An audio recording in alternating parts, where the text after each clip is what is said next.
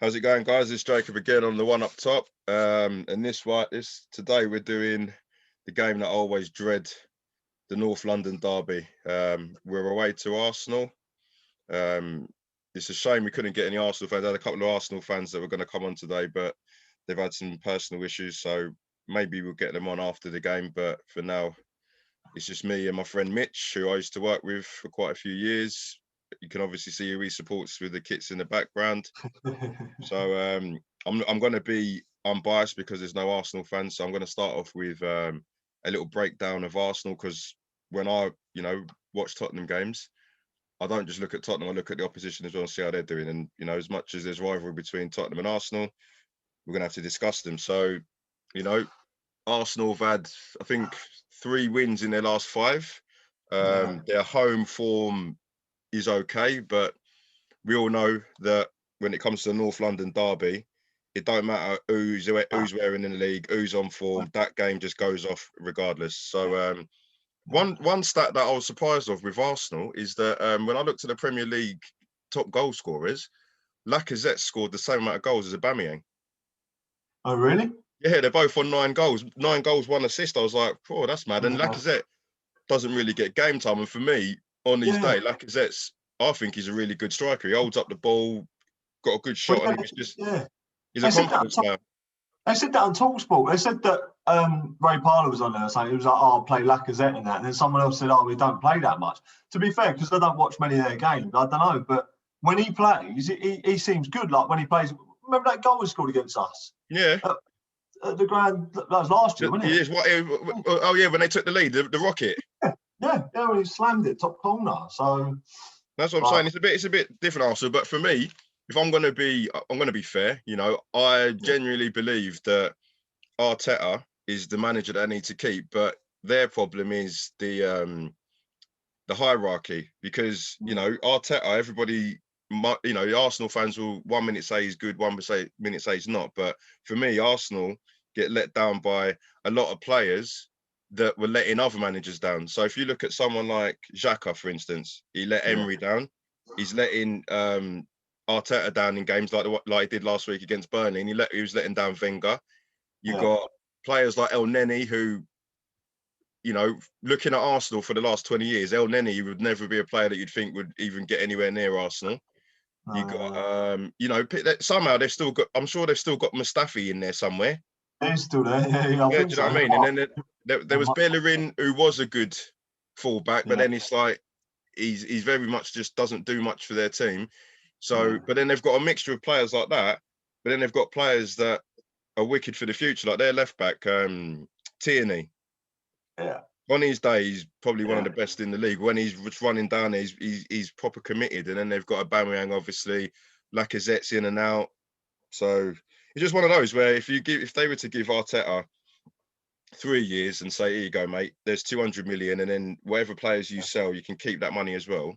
You got to remember, he was helping Pep. So well, imagine that's it. Yeah, it'll be you know what I mean. You don't get, apparently Barcelona are after him. You're not, you know what I mean. You've got to see something in you for Barcelona to be after you as well.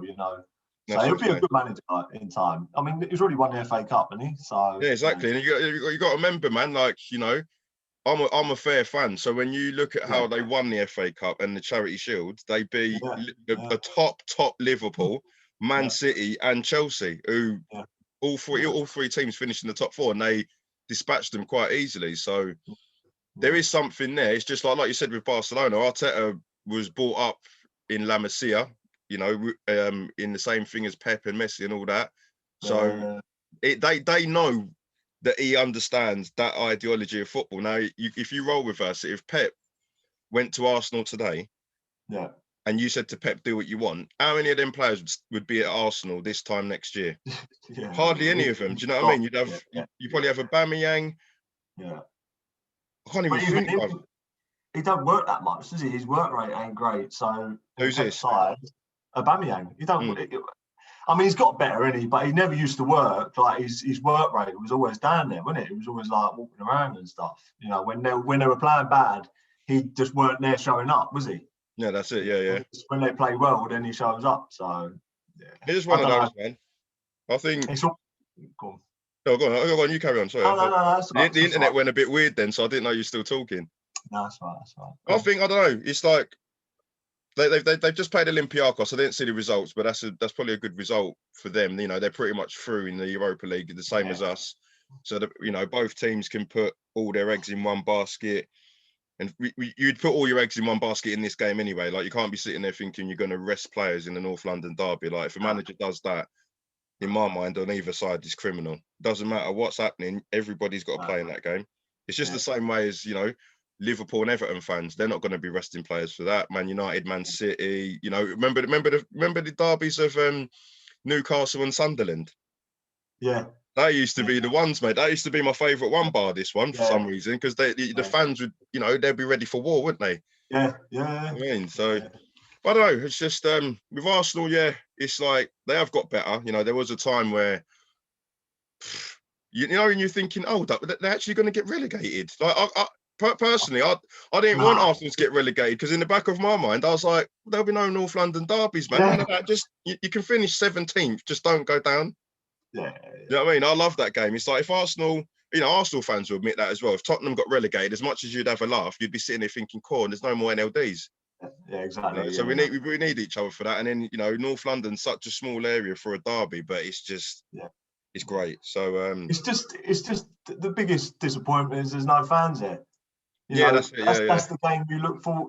All right, like I say, you never look forward to a North London derby, and the whole 90 minutes you never feel comfortable. But when you're in there, it's just, that's what you pay. You know, like me a season ago, that's what I paid to go to games like that. You know, it's just, I miss it so much, just being there. But that's what I'm saying. It's like, I remember. Do you remember when they had Emery and they beat us 4-2, and then Lucas Torreira took his top off? I remember feeling so demoralised. I was just like, oh man, like, you know, as much as I hated it, you had to be fair. They absolutely tore us a new backside. We've had some bashings, we've had some bashings, definitely. Yeah, but it's like, you know, it's just one of those, like, for me, I'm not one of these fans that's stupid, you know, as much as when we beat them, you'll say North London's white. It's like, for North London to be white, you've got to win a few cups. Do you know what I mean? You've got to do it. It's like, so for instance, this season, if we were to win the League Cup and then somehow win the Europa League, you'd be like, right, that's a good start. You know, Arsenal, we've all laughed at them under Wenger, Emery, but they've brought in FA Cups. They've just been bringing them in slowly. Like, they've won like 14, mate, you know, and there was one point before Wenger, I think we'd won more than them. So it's just, to be successful, you've got to win cups. You can't just say, because we've got a fancy stadium, we've got a Harry Kane, we've got, you know, Dele Alli worth this amount of money. You can't just say that makes you bigger than Arsenal. It might make you a better side than Arsenal, but not bigger. As much as we hate to admit it, at the end of the day, they've got a better, you know, they've won more in their history. You know, they are the bigger club, but at the moment, you know, look at the way we're playing in the last few years and that. We haven't lost the last 5 North London derbies, I think. I'm sure. Something like that. No, apart from that 4-2 that we just mentioned. Oh, the last 5. That might be just after that. We haven't lost in the last 5 North London derbies. I'm sure it is. I'm sure I heard that stat. It probably is, right, because we've had a couple of, I know we had a draw at Wembley, didn't we? With Aubameyang missing that penalty, and then we won the last one. At their ground, I think, as well. I'm sure we did at some point. We haven't won at their ground for a while. I think we won in the Carabao Cup, didn't we, with 2-0? With Son and Delhi. But I don't think we've won there. I think we win more at home, but. You know, the last time we won there was when, do you remember when we was 2-0 down and then Kabul scored the last minute winner? And I remember, I was just saying it to my partner that I remember I was playing for my football team, so I think we got to a quarter final. So I was like, I can't really miss a quarter final because I was the captain and all sorts. But I remember just before the game, I thought, let me just check my phone quickly, and I had a couple of my Arsenal mates that were going, ha, ha, ha, 1-0 Shamak. And I was like, all right. And then I checked my phone 2 minutes later, ha, ha, Nasri, you're going to get battered. And then I had to go and play a football match, knowing that we was 2-0 down after 10 minutes. So then I remember we was winning the game 3-0. And then I said to the lino, I said, oh, Lino, North London derby, what was the score? And he was like, oh, it's 3-2, I think. I was like, 3-2? To who? He's like, Tottenham. I remember being on the pitch, like dancing around in the game. I was just like, no, you can't be telling the truth. And then I asked another liner when we got the call, and he's like, yeah, you won 3-2. I was just like, the one time we go and beat them at the Emirates, I'm playing football myself. there's been some goals in there. I think the first one I can ever remember properly was when we lost at White Hart Lane, when we lost, it was 5-4, wasn't it? When it was like that crazy game. Oh yeah, when Defoe scored that mad goal. Yeah. I think that was the first really one that I had properly watched. I think I might have been, I was born before that, but the first one I properly watched was that one, and that was just crazy. That was crazy. But those are the days where, Arsenal beating Tottenham was kind of a given. Like my best friend, one of my best friends, Aaron, I've known him since I was 10, and he was just like, when Arsenal played Tottenham, he just thought, I don't even want to go out because it's just we're going to lose. They had Vieira and all them characters, and they just used to dispatch of us. They won the Premier League at our ground. It's like horrible, isn't it? But yeah, if we move back onto the go on, carry on. That's what we're saying. When they say on the radio, they say, "Oh, who's the biggest club?" It's just a stupid question, and it's just like, why are you even asking that? Because at the end of the day, they have got more history than us, so they are the bigger club. But it's just a bit of a stupid question. It's not really a fair, And then you've got Spurs people trying to phone in to try and fight our corner, but it's just like it's just a stupid question, Yeah, that's it, man. And so if we move away from Arsenal, move on to Tottenham now, it's like when they say Spurs are a big club, as well as I do, it's that we should be a big club. We've got everything set up to be a big club. Yeah. But it's like, for me, it comes across like Daniel Levy tries to pretend that we're going to be a big club. So what it is he builds a stadium, he gets the manager in, but then he don't back the manager. So it's like, well, how do you expect, whether you like Mourinho or not, how do you expect him to capitalise and make us this big club if you're just going to give him 40 quid? Exactly. He never backed Poch. Never backed him. So, and that ended in tears, But, yeah, like you said, we've got everything in place. We've got the stadium. Look at our squad. Look at our team. Like, some people trying to say that, like Leicester have got a better team than us. Come on, look on paper. Look at the players we've got. Like, I know that some of them ain't delivered a trophy or anything, but look at the players we've got, man. Look at that front three. Yeah, that's it. Yeah. Like I said to you when we signed Bale, look at that. That's the best front three. That's almost the best front three in the world. Really, it should be. But then the issue is the the guy driving the bus. Yeah. You know what I mean? Exactly. Like, I'm not one of these people that keeps going back to Poch because it was wicked under Poch. But if you gave Poch this squad, he probably would have gone and won stuff. Yeah. Do you know what I mean? It's like if you had the front three, Dele Alli would have been still playing well. You would have had Ndombele in midfield with Højbjerg. It's like you give that front 6 or 5, whatever it is, to Pochettino right now, we wouldn't be 6th. No. Simple as that. So it's a bit of a weird one because as much as I blame Mourinho, and I'm sure you do, I do blame the players sometimes because some of them, it's like, sometimes you look at Davinson Sanchez and when he makes a mistake, you're like, well, what was Mourinho supposed to do about that? Yeah, well, that's the thing. It's individual errors, and it has been for a long while. We've won the last 3 and that, and things look like it's changing a bit. But like I'll say to you, it's just individual stupid errors. Look at that one when Dyer struck with half time, give that penalty, didn't he? I can't remember who it was against that. Just stupid mistakes. Chelsea, wasn't it, I think? Yeah, that was it. Yeah, Chelsea. Yeah. And then they won 1-0 from that. And when we played Leicester, when Serge Aurier gives away that stupid penalty right on half time, then we lose that 2-0. You could go on. You could go on from the stupid errors, And what's Mourinho supposed to do about that? Literally, what can he do? But for me, I think if these players are making them errors, they shouldn't be playing. Like when we played in the Europa League the other night, I looked at the back 4 and I was like, mistake. Because he had like Ben Davies, Aurier, Dyer and Sanchez, and I thought, if we put that back 4 against Arsenal, I won't be that confident, mate. You need to have Toby needs to play week in, week out. Reguilon needs to play week in, week out, and Aurier is probably our best right back, but it's just like when we're playing Fulham, he won't make a mistake, but then when he's marking Aubameyang, he'll just get sent off. Just drag him down. It's just like trying to put his pants down or something. It's just you can't be having him. And then Matt Doherty, I liked him at Wolves. It's like, but he's not a right back. No. He's a right wing back. That's the difference. Yeah. He ain't. You can't rely on him to dig in and defend and then go up at the same time. He's just not that guy. We need a new defence, big time. We need to. There's too many people there that just, like, I love Toby. He's our best defender, but his legs are gone. You play with anyone against pace, Werner or Vardy, he's just gone. But and then Sanchez, he's young, so you think, he'll get better. But like you say, he just makes stupid mistakes. Dyer, he loves Dyer, so he plays him in every game, which we all, divided opinion on Dyer, isn't there, really? Reguilon he's been quality, and it would not surprise me if Madrid sign him back. 40 million, that's all they need to pay to get him back, and he's been quality.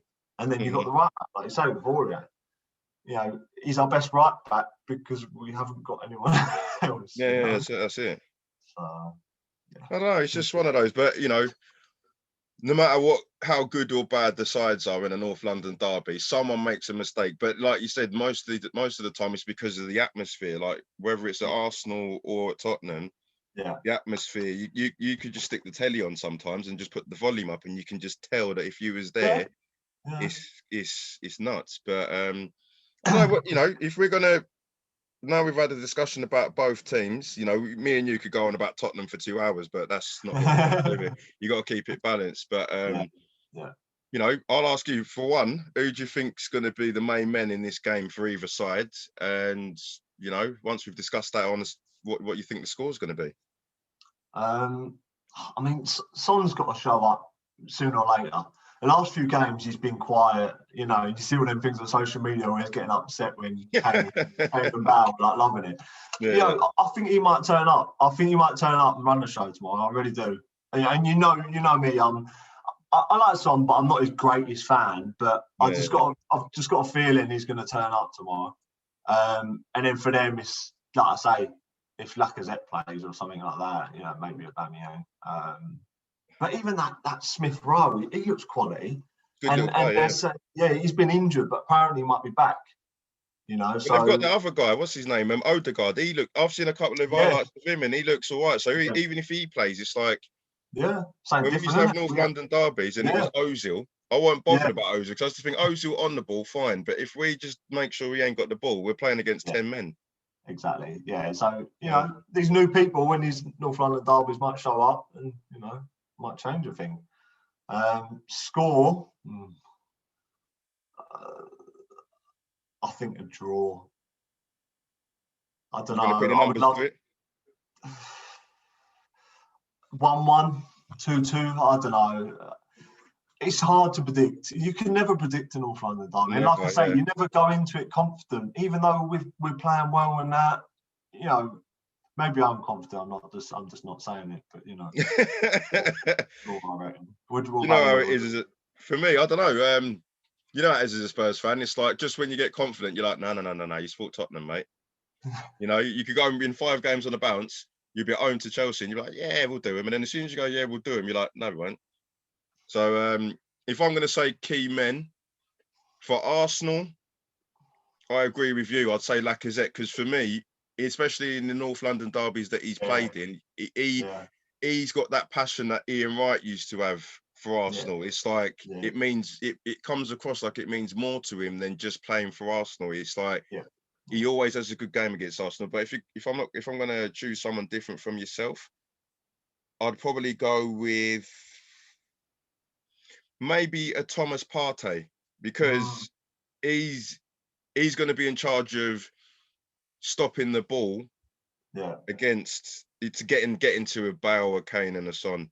So if he has a good game, which I've seen him have for Arsenal and for Atletico Madrid, and he does that screening job really well, then we might struggle to get the ball to the front three. But on that, I would say on the flip side, our key man, the obvious one's Harry Kane, because he always scores in the North London derby. But if I'm going to say the key man, it'd be Ndombele, because if Partey's going to stop the ball getting to the front three, he's got to stop him. And you know what he's like. He just picks up the ball and takes it past 3 people. It'll be a good matchup. Yeah, definitely. So I think that the 2 in the centre midfield, whoever has a better game out of them 2 probably unlocks the key. And for me, if I'm going to say a score, I'd say 2-2. Yeah. I think it'd be 2-2. I think Harry Kane will get his goal. Son probably, like you said, will use this game to get back on form, and I then think so. Lacazette, if he plays, he'll score. And I think somebody that you wouldn't even think will score that you'll hate, and I'll tell you who it'll be: Willian. We're told, yeah, why, mate? It'll be him, ex-Chelsea, now Arsenal. He'll go and score against Tottenham. So I'm saying 2-2. Yeah, I mean, Toby scored last year, didn't he? Header Yeah. at our ground. So, but going back to that party, apparently they took him off after 50 minutes because they had the game won, I think. Mm-hmm. They took him off, so obviously he'll be ready for Sunday.